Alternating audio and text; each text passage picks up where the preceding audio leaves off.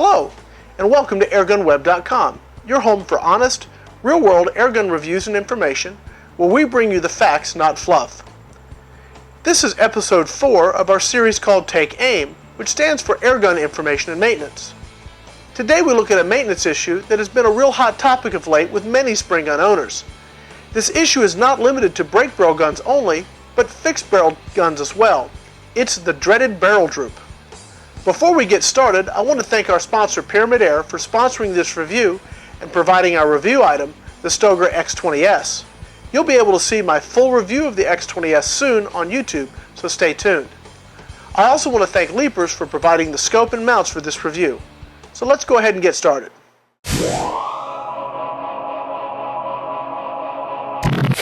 The first thing I want to do is explain exactly what barrel droop is. Barrel droop is when the barrel of your rifle is not perfectly aligned with the action of your gun. Virtually all guns have some level of misalignment. This is very common. In fact, it's why almost all guns have adjustable sights. You need to be able to adjust your sights or scope to line up with the position and angle of the barrel.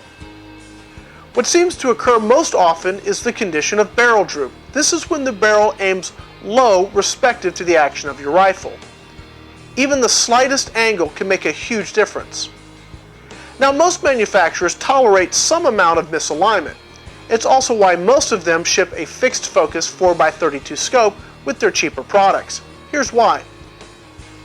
A fixed focus scope has a larger adjustment range than a variable powered scope.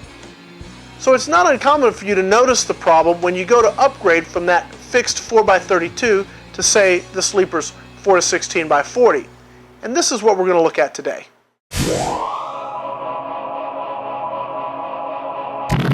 We are currently testing the Stoeger X20S 22 caliber rifle. Like most airgun combos today, the Stoeger X20S ships with this 4x32 scope that has a fixed parallax. It's set too far to be useful at 10 yards. So the normal course of action would be to replace the factory scope with a better scope equipped with a variable power and a variable parallax. For this example, we are using the Leapers 4-16x40 AO MD IR scope. Here's a quick observation. I've noticed that the larger the magnification range, the more limited the adjustment range.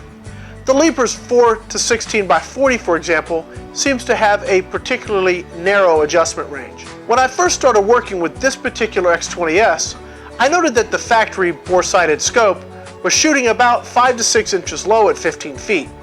So I was already expecting that the Leapers was going to need some help, and I was right.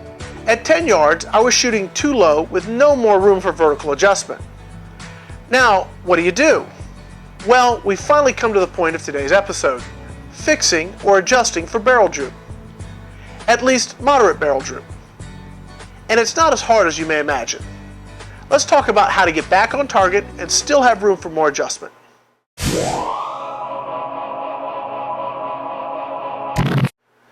To accommodate for barrel droop, essentially you need to raise the rear of the scope to be more in line with the angle of the barrel. There are a couple ways you can do this. The first and best way is to get an adjustable mount that allows for a full range of adjustment to perfectly align the scope with the barrel. Beeman makes one and it runs about $76. Ouch! I find it hard to justify a $76 mount for a $200 airgun. B-Square makes an 11mm to Weaver rail that will also compensate for barrel droop, but that's still about $42. So how do we get around this dilemma? Well, here's where things are going to get really subjective.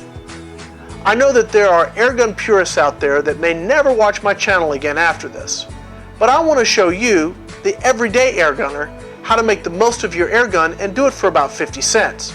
So now that we know what we have to do, let's get to fixing this barrel droop.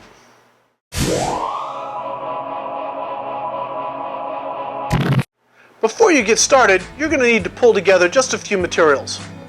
First, you'll need a good rifle rest, an aluminum can, some electrical tape,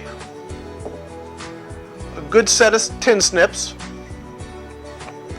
micrometer, for those of us that like to measure things, and maybe a small hammer. This is optional. I'll show you why I use this later.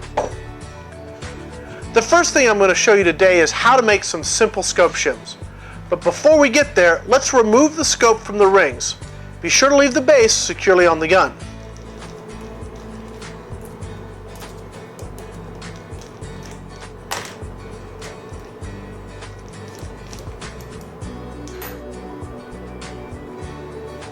Let's go ahead and make our shims.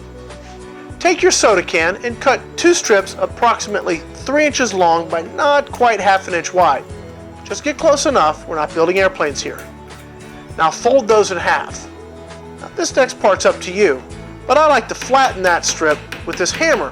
Smooths out any rough edges and makes it just as flat as possible. Take the strip that's folded in half and set it in the rings. You want to make sure that it matches the base and does not stick out around the edges. You can trim it as necessary with your tin snips. Once the size is right, get your electrical tape and let's move on to step 2.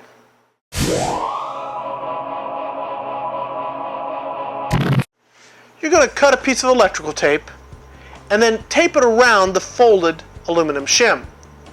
You want to put the open ends of the shim in the middle of the piece of tape and then fold the tape close towards the folded end of the shim. This will hold everything together very well.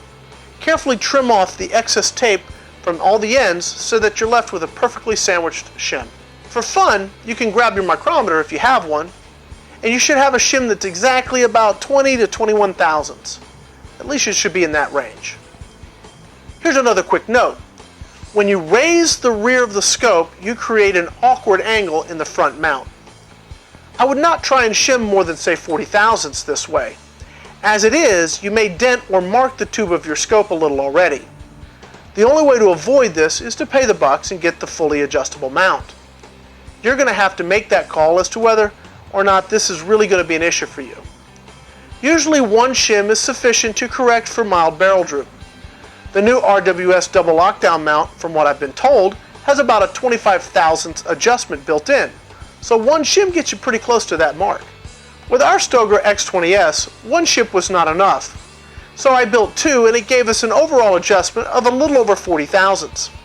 To put this into perspective, the UTG Droop compensator mount that adjusts for severe barrel droop has an offset of about 72 thousandths, which equates to raising the point of impact at 30 yards by about 21 inches. As you can imagine, a very small change in angle at the gun equates to a major change in the point of impact as you move towards your target.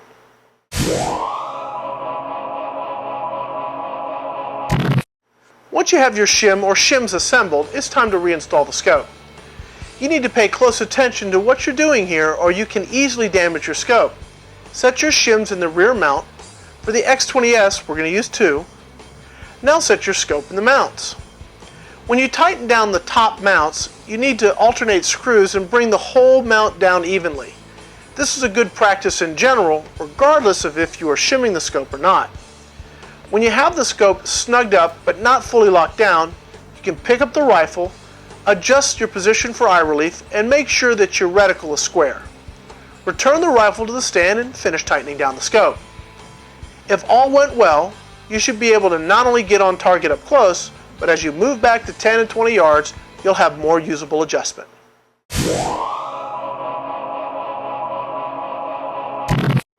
Now let's go ahead and wrap up this episode of Take Aim.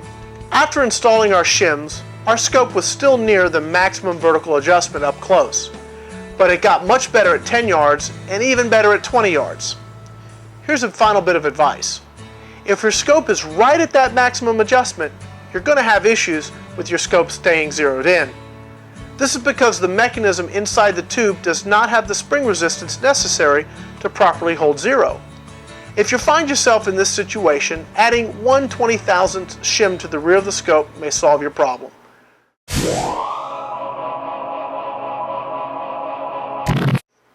I want to take a moment and thank the folks at Pyramid Air for sponsoring this episode and providing our Stoeger X20S. I also want to thank the folks at Leapers for providing our scope and mounts. Please visit my site www.airgunweb.com for a list of all the items we used on this video along with related links. Until next time, this is Rick Utzler with airgunweb.com. Thanks again for watching.